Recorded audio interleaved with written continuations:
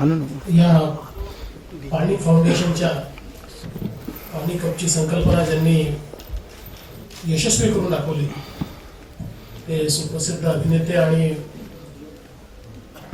जलसेवक म्हणता येईल असे आमिर खानजी. नुकत्याच ज्यांचं गायिका म्हणून पदार्पण झालंय त्या किरण राव, या सगळ्याच्या पाठीमागे एक अतिशय चांगलं नियोजन जे करतात ते सत्यजित भटकळ. पाण्याच्या क्षेत्रात अतिशय उत्तम काम करणारे डॉक्टर अविनाश ओळ, टाटा ट्रस्टचे आर व्यंकट,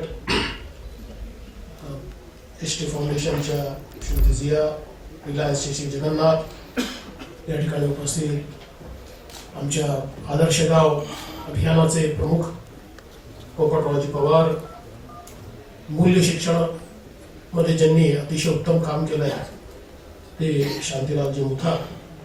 त्याचप्रमाणे विशेषतः या ठिकाणी या सगळ्या चळवळीत सहभागी झालेले नागराज मंजुळेजी, अजय अतुलजी, गुरु ठाकूरजी, त्याचप्रमाणे आपले सर्व प्रसिद्ध अभिनेते अभिनेत्री अतुल कुलकर्णीजी, सोनाली कुलकर्णी, सईद तामणकर, जितेंद्र, सुधीर, सर्वच या ठिकाणी उपस्थित आमचे आघाडीचे कलावंत आणि उपस्थित सर्व भगिनी आणि बंधूंनो.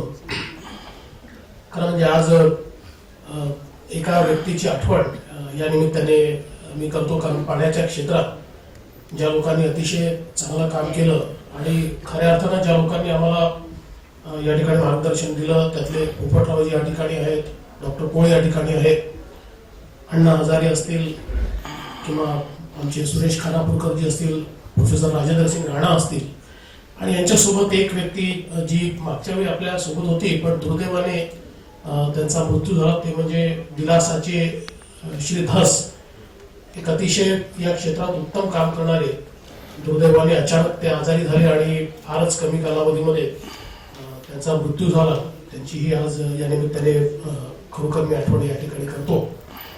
मी आमिर यांचं अतिशय मनपूर्वक आज अभिनंदन करतो की त्यांनी पाणी कपचं जे एक दुसरं सत्र आहे ते आजपासून सुरू केलं आणि अधिक व्यापक स्वरूपामध्ये आता ते या ठिकाणी सुरू झालं आहे. कारण म्हणजे आमिर यांची स्थिती ही नेहमी रामायणातल्या हनुमानासारखी असते की त्यांची शक्ती त्यांना आठवून द्यावी लागते, त्याशिवाय त्यांना ती शक्तीचा आविष्कार त्यांना आठवत नाही. आणि मला आठवतं की पाणी कपच्या सुरुवातीला त्यांनी एक तालुका घेतला होता. मी त्यांना म्हटलं एकाने होऊच शकत नाही, तुम्हाला एक मराठवाड्यात घ्यावाच लागेल, एक विदर्भात घ्यावाच लागेल. त्यावेळेस अशीच त्यांची असमंजसी स्थिती, ते कसं होऊ शकेल, मैं तो नहीं कर पाऊंगा, इतने ज्यादा थोड़ा परफेक्ट होना चाहिए, आप हात में लोगों तो परफेक्ट ही करू, यार चिंता मत करो. आणि त्यांनी त्यावेळेस 3 घेतले आणि त्याच्या स्टेजवरच मीच अनाऊन्स करून टाकलं की पुढच्या सेकंड एडिशनला तुम्हाला 30 घ्यायचे. पुन्हा त्यांचं आपलं सुरू आहे की 30 बहुत बड़ा आकडा हो जाएगा, इतना सब हम ठीक से कर पाएंगे की नाही. पण मला माहिती आहे की एकदा जबाबदारी घेतली की इतकं उत्तम नियोजन ते या ठिकाणी करतात आणि स्वतः आणि सगळी टीम ही खरोखर मला असं वाटतं की या पाण्याच्या लोक चळवळीला एक नवीन डायमेन्शन या वॉटर कपनी या ठिकाणी मिळालंय. खऱ्या अर्थानं आपण जर बघितलं तर गेल्या वर्षभरामध्ये ज्या प्रकारे ही लोक चळवळ उभी राहिली आणि मी दरवेळेस सगळ्यांनाच ही विनंती करत होतो की सरकारच्या भरोशावर हे होऊ शकत नाही. सरकार आपलं काम करत असतात. मग अशी मला असं वाटतं कोणीतरी अजय बहुतेक तुम्ही म्हटलं की नाही, मला वाटतं गुरु ठाकूरांनी म्हटलं की पाणी अडवा पाणी जिरवा, अतुल म्हणाला तर पाणी अडवा पाणी जिरवा. आता पाणी अडवा पाणी जिरवा हे गेली 40 वर्ष आपण सांगतोय, पण ते का होऊ शकलं नाही, कारण कधी आपण त्याला लोक चळवळीमध्ये परिवर्तित केलं नाही. जोपर्यंत ती सरकारची चळवळ राहिली तोपर्यंत ती अशाच प्रकारे एकमेकाला अडवा एकमेकाला जिरवाच झाली. पण ती लोक चळवळ झाल्याबरोबर आपण बघितलं की गावाच्या गावं बदलली आणि ही लोक चळवळ व्हायची असेल तर त्याच्यामध्ये सगळ्यात महत्वाचं आहे कम्युनिकेशन. आणि ज्यावेळी आमिरची आणि माझी भेट झाली आणि आमची चर्चा झाली त्यावेळेस मी त्यांना असं म्हटलं की तुम्ही खूप मोठे कम्युनिकेटर आहात. आणि ते मला म्हणाले की माझं स्किलच ते आहे की आय कॅन कम्युनिकेट. आणि मी म्हटलं जर कम्युनिकेटर्सनी सेलिब्रिटीजनी हे कम्युनिकेशन केलं तर आज याला लोकचळवळीमध्ये आपण परिवर्तित करू शकतो. आणि मगाशी आम्ही म्हणाले की पीपल्स मुवमेंटच्या आपण थोडं पलीकडे आम्ही याला नेलं. बिकॉज पीपल्स मूवमेंट जो होती है तो मूवमेंट का आपने थोड़ा संघर्ष होता है. आपने उसको संघर्ष से आगे ले जाकर सेलिब्रेशन तक लाया है. सेलिब्रेशन लोग अपने गांव के पानी का सेलिब्रेशन कर रहे हैं, अपनी मेहनत का सेलिब्रेशन कर रहे हैं. ताकत के साथ मैदान में उतरकर मेरे गांव को मैं परिवर्तित करूंगा इस मानसिकता के साथ लोग काम कर रहे हैं. और मैं ऐसा मानता हूं कि सॉरी अजय पिरामल जी का मैं नाम लेना भूल गया, थैंक यू.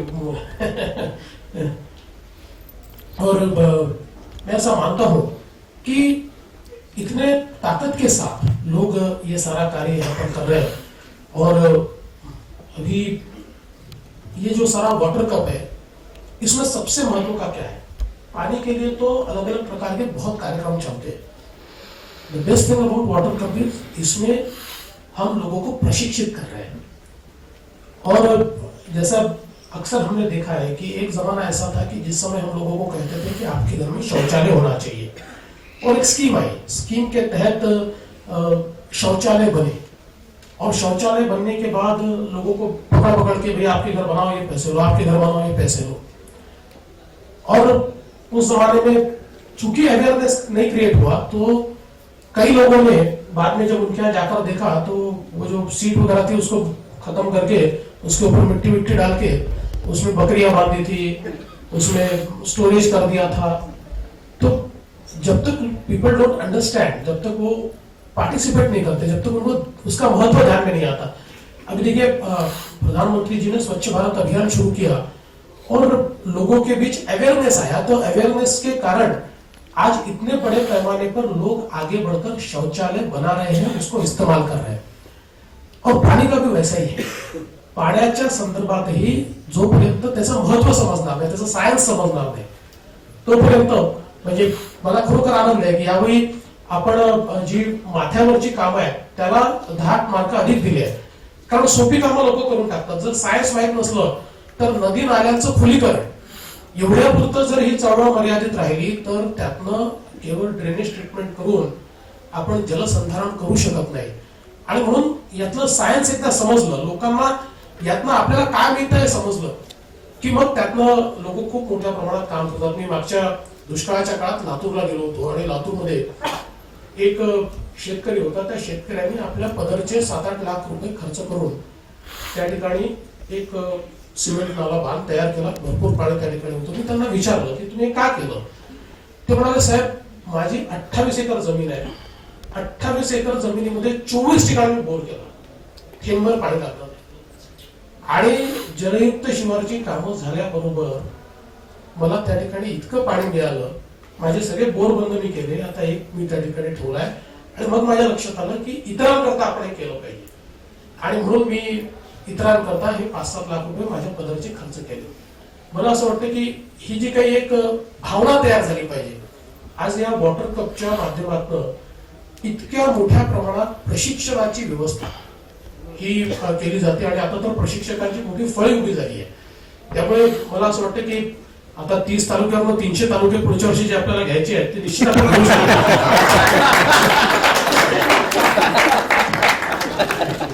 या 30 तालुक्यामध्ये इतक्या मोठ्या प्रमाणात मला असं वाटतं की ही प्रशिक्षकांच्या फळीमुळे एक आपण ज्याला वॉटर सेना म्हणू शकतो, जलसेना, ही जलसेना यातनं तयार होते. आणि ही जलसेना या महाराष्ट्राला दुष्काळमुक्त केल्याशिवाय राहणार नाही. मला विश्वास आहे आपण 2019 सालापर्यंत महाराष्ट्रातल्या 20,000 गावांना दुष्काळमुक्त करायचा संकल्प केला आहे. आणि दुष्काळमुक्त करायचं म्हणजे वॉटर न्यूट्रल करायचं, म्हणजे त्या गावात पडणारं पाणी, त्या गावाची गरज या दोघांना त्या ठिकाणी मॅच करायचं. त्या गावातलं पाणीच त्या गावामध्ये आपण साठवलं पाहिजे, अशा प्रकारची व्यवस्था उभी करायची. मला असं वाटतं की निश्चित ती व्यवस्था या माध्यमातून उभी राहील. परवा मला आपले प्रोफेसर राजनाथ सिंग जी यांचा देखील फोन आला होता.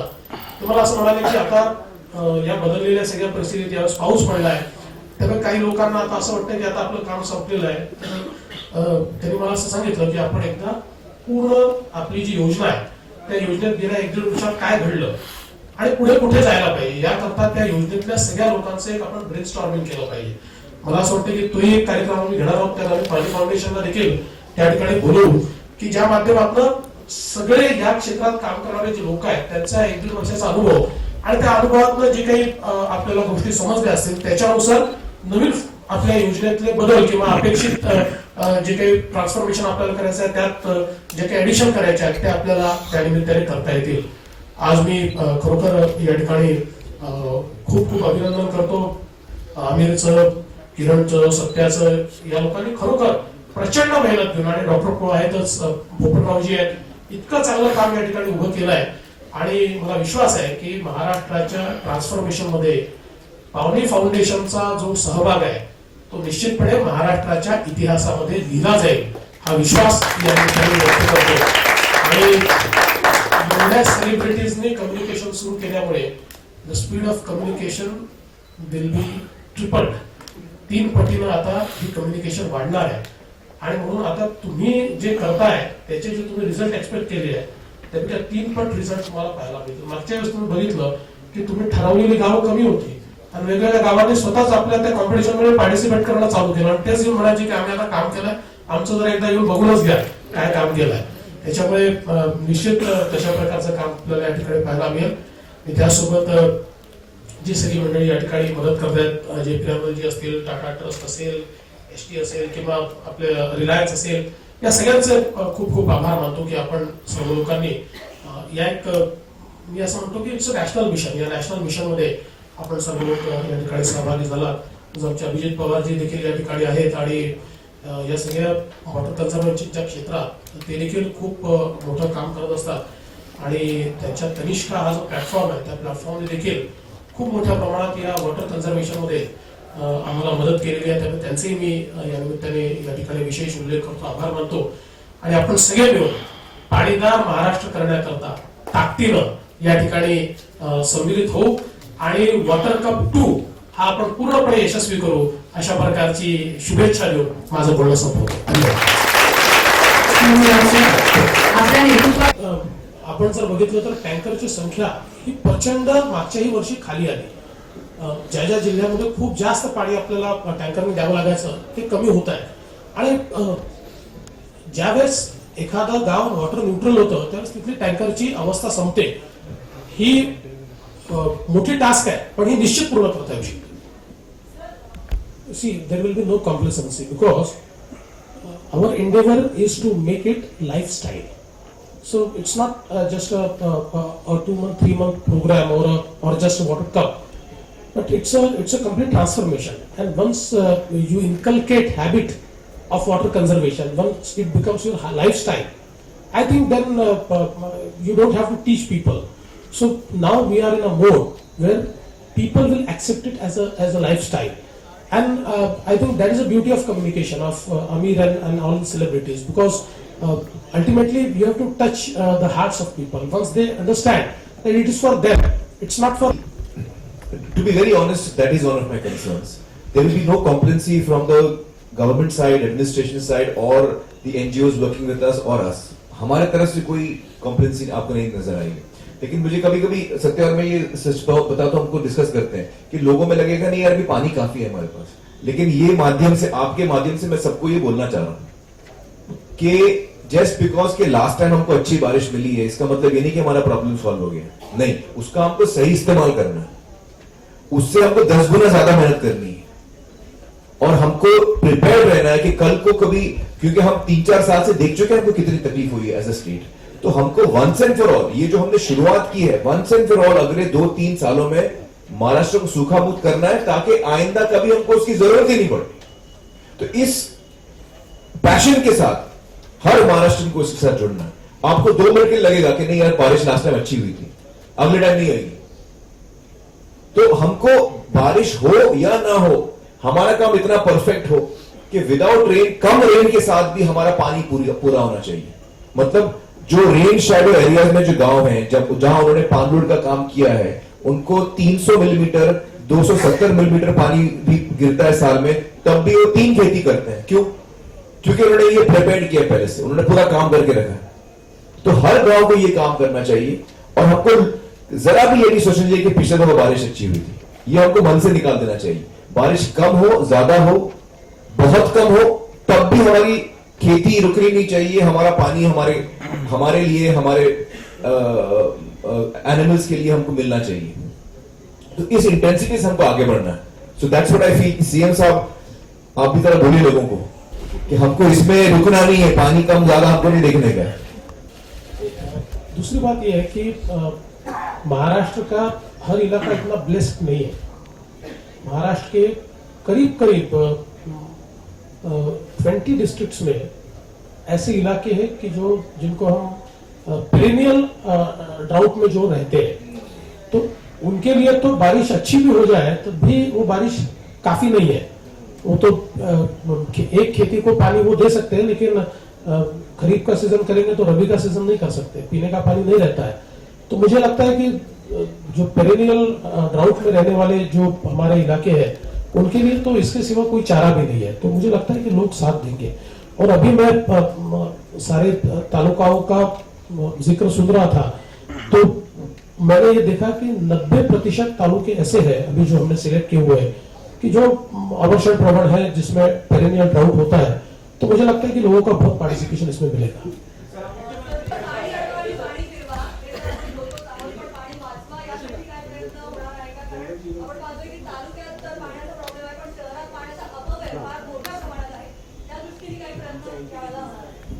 मला असं वाटतं की खूप चांगला प्रश्न आहे, कारण पाणी ही एक इकॉनॉमिक कमोडिटी आहे हे आपण समजून घेतलं पाहिजे। आणि वर्षानुवर्ष आपल्याला असं वाटतं की निसर्गाने दिलाय, मोफत आहे, कसंही वापरलं तरी चालतं, पण त्याची इकॉनॉमिक कॉस्ट ही प्रचंड मोठी आहे आणि ती लोकांपर्यंत पोहोचवण्याचा प्रयत्न आपण करतोय। आणि म्हणून आपल्याला माहिती आहे की आता अभ्यासक्रमाच्या माध्यमातूनही आपण नवीन पिढीला पाण्याचं महत्त्व पटवून देतो आहोत। पाणी योग्य प्रकारे वापरलं पाहिजे हे आपण पटवून देतो। आणि त्याचसोबत आमचे ज्या महानगरपालिका आहेत, स्थानिक प्राधिकरण आहेत, यांनाही आता आपण ज्या काही 24/7 अशा प्रकारच्या स्कीम्स ज्या दिलेल्या आहेत, या स्कीम्सचा सगळा एमच हा आहे की वॉटर लिकेज हे पूर्णपणे संपलं पाहिजे। आणि साधारणपणे असं लक्षात येतं की जिथे पाणी आपण कमी देतो तिथे पाणी वापर जास्त होतो, कारण लोक भरून ठेवतात। आणि एक मानसिकता अशी असते की खरं तर पाण्याला काही होत नाही, पण आपल्या इथे समजा घरी देखील आपण हंडा भरून ठेवला तर दुसऱ्या दिवशी त्यातलं पाणी फेकूनच परत पाणी आपण भरतो, कारण आपली एक मानसिकता असते की हे पाणी खराब झालं असेल, हे ताजं नाही आहे। त्याच्यामुळे मला असं वाटतं की हा अवेअरनेस हा थोडासा क्रिएट आपण करतो। या योजना देखील आम्ही अशाच तयार केलेल्या आहेत, ज्यातनं आमचा जो पाणी पुरवठा स्वच्छता विभाग आहे, नगर विकास विभाग आहे, हाही मोठ्या प्रमाणात जाणीव जागृती करतोय। आणि मला असं वाटतं की माध्यमं देखील मोठ्या प्रमाणात या संदर्भात जाणीव जागृती करताय, लोकांमध्ये अवेअरनेस येतोय आहे। म्हणजे असं मी बिलकुल म्हणणार नाही, अजूनही भरपूर आपण पाणी वेस्ट करतो, पण ते कमीत कमी म्हणजे त्याचा वापर कसा करता येईल, ऑप्टिमम आपण कसा वापर करू शकू याचा प्रयत्न केला पाहिजे। नाही, जलयुक्त शिवार हे केवळ पाण्यापुरतं मर्यादित नाही आहे। आणि जसं आपल्या इथले एक्सपर्ट सगळे सांगतात की म्हणजे आपला प्रश्न केवळ पाणी अडवा नाही, आपला प्रश्न हा सॉइल अडवा देखील आहे।